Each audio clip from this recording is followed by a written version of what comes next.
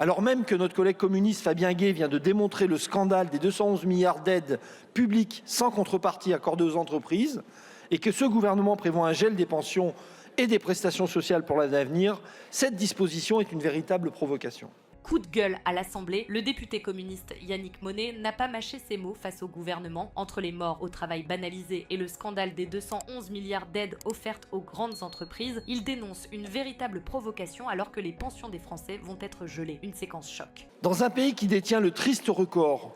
de recenser près de 3 morts au travail par jour en moyenne, et qui a institutionnalisé la sous-évaluation chronique des accidents de travail et des maladies professionnelles, on ne peut que déplorer que la prévention de l'usure professionnelle soit un sujet facultatif.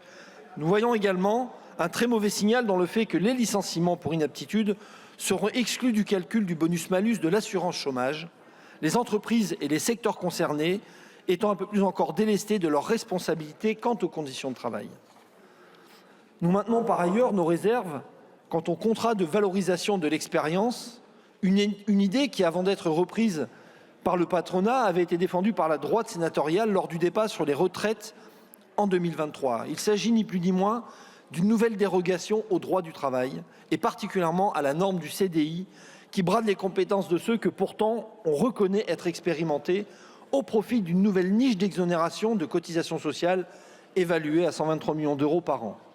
Alors même que notre collègue communiste Fabien Gay vient de démontrer le scandale des 211 milliards d'aides publiques sans contrepartie accordées aux entreprises et que ce gouvernement prévoit un gel des pensions et des prestations sociales pour l'année à venir, cette disposition est une véritable provocation.